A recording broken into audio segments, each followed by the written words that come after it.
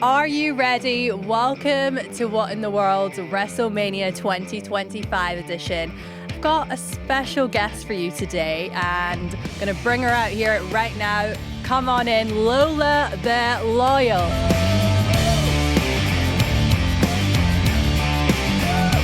Nice to meet you. Ikra, is it? Ikra, yeah. Nice to meet you. Oh my gosh, you've even dressed the part. You brought your, What Lola the Loyal props does. here. Thank you. You're like the perfect guest. In case you're wondering what's going on here, which I don't blame you for, by the way, we are talking WWE and UFC and how Donald Trump fits into both those worlds. And I'm joined by BBC reporter Lola Schroer. I know you've done some really great research into this area. So let's get going. Can we just pause because I think I want to get changed for the actual interview. Is that okay? Yeah, I mean, I think we got to keep in with the theme, though. I think you've got to Okay. do it Undertaker style. Fine with me.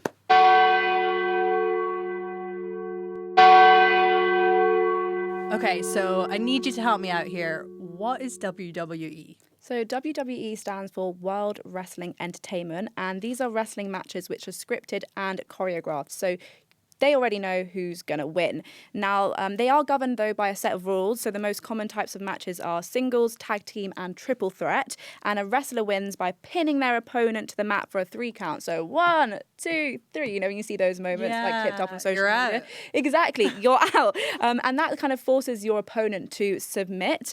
Tables and chairs are flying around. People are going through tables and chairs. You've got rappers in the crowd, great music. Yeah, and also it's part of the theatrics. it I is. guess. It's Yeah. part of the theatrics, and it's now been something which has been on TV for so long that there are superstars in this world, like Dwayne The Rock Johnson, like Triple H, like John Cena. You know, those people have become movie stars as well as WWE stars. But the most important thing to remember with WWE is that it is scripted. So whilst, yes, they are fighting and you do see cuts and blood, and it is actually, you know, they are putting themselves through some real physical activity, they know who is going to win. Tell me about UFC then. Okay, so UFC is separate from WWE. Whilst they are owned by the same parent company, the UFC is focused on mixed martial arts. So it's a promotion company around mixed martial arts. Now, there are other promotion companies, but arguably it is the biggest one. Now, its president and CEO is called Dana White. And now you might have heard of him, especially in the last kind of few months in the US election. He's very pally with Donald Trump. He often comes out in support of him. So WWE and UFC are so insanely popular at the moment. Like, why do you think that is? Well, they're only growing and growing in popularity, but the whole point of like WWE or UFC is that you are in a ring or an octagon with one other person, and at that point, it is that fighter's chance to win and prove themselves. If you fight someone in the street, you're going to get in trouble, but you can go and watch a fight, and you can go and watch people, you know, exercise that style of living legally and be involved and be with loads of people who are also into that thing. And so when I've spoken to UFC or WWE fans, that's what they said they like. They like the opportunity to go and watch fighting happen because, you know, they can't actually do it in their real life. And one of those people who I spoke to is Andrew. So let's have a look at what you had to say. So I've been watching the UFC for around 4 years now, and prior to that I was interested in boxing, which I still am, and boxing is kind of what got me interested in the UFC. I enjoy watching MMA and combat sports in general because I see it as like an absolute sport. You have to use every tool at your disposal. You don't have a team, and the stakes are really, really high, which makes me respect the athletes that compete and makes it enjoyable to watch as well. And we've seen incoming President Donald Trump at these matches, at these fights. So how does he fit into this world? He has been friends with Dana White for over 2 decades. And likewise with the McMahons, he's been friends with them also for over 2 decades. And he's helped both of these companies actually put on live events. So back in, I believe it was the early 2000s, he put on one of the first ever UFC fights at his Taj Mahal casino in Las Vegas. He also took part in the Battle of the Billionaires for WWE in the 2000s. So you look, like, this man is very much, you know, embedded in these worlds. It's not only because he's friends with them. But when you watch Donald Trump talk about WWE or UFC, he actually seems really passionate about these worlds. I do genuinely believe he is a fan of these sports or these events. And he's actually used a lot of these kinds of events, especially the UFC ones, for major moments within the US election. UFC had a bad reputation. It was on the fringe of the sporting world. But Donald Trump took a chance on Dana White, and Dana White took a chance on Donald Trump because Donald Trump's Taj Mahal casino also wasn't doing very well at the time.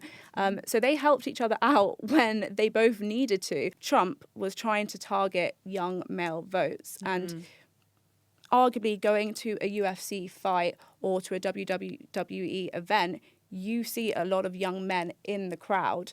And so if he's turning up at these fights or he's turning up at these events, those people are going to be watching him and they're going to be looking at him and the way that he acts. So him coming out like a fighter, doing walkouts with a very kind of fighter-esque style. There's a bit of trash talking involved in this as well, Exactly. I mean, the world of politics has trash talking. It does. But wrestling exactly. But I do think, he very much embodies, I think, when he's doing UFC kind of walkout, the kind of fighter image. So you mentioned the McMahons there, a really powerful part of the story, a powerful family.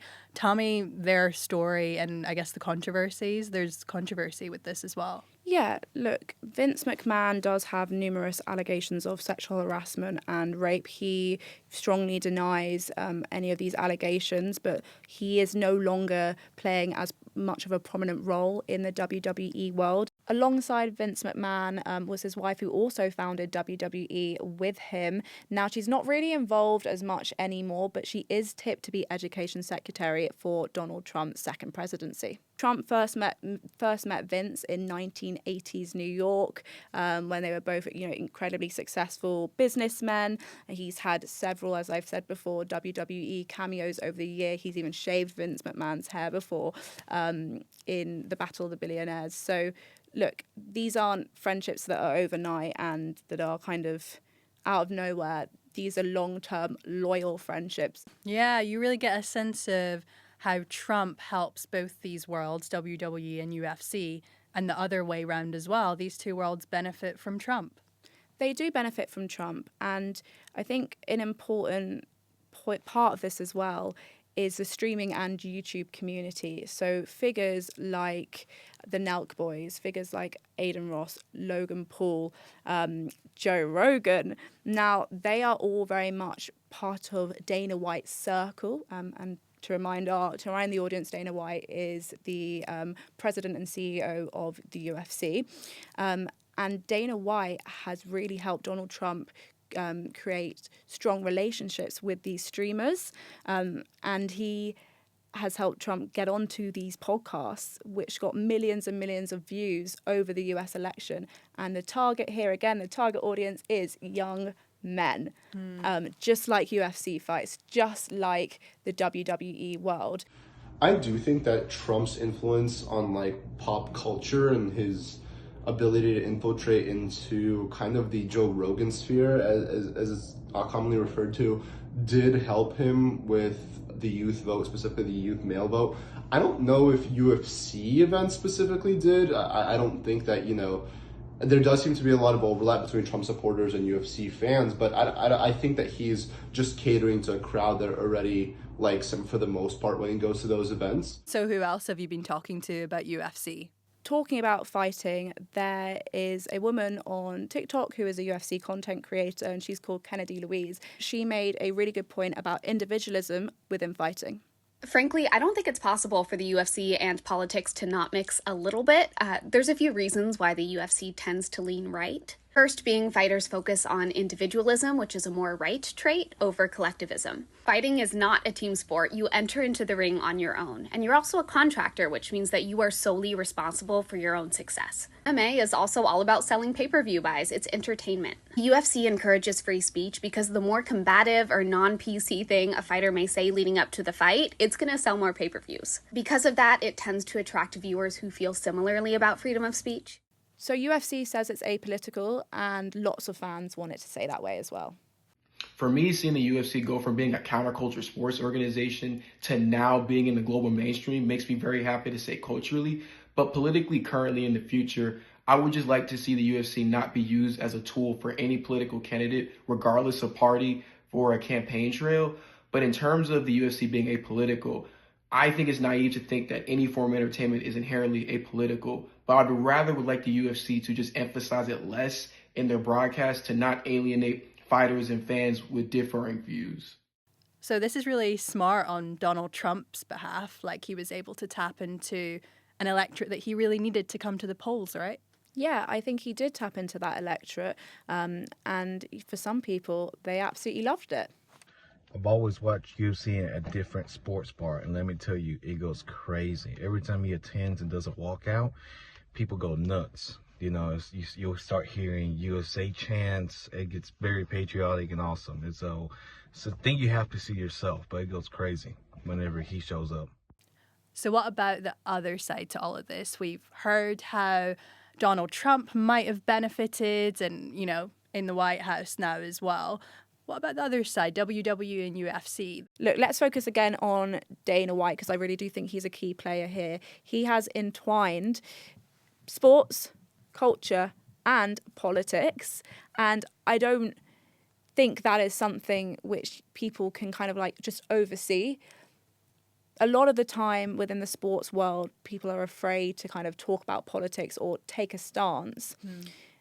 Dana White, when he first thought about going to speak at the RNC in 2016, he was told by lots of people, don't do it because UFC is apolitical, and maybe some of your fan base might, you know, like Donald Trump, but maybe some won't.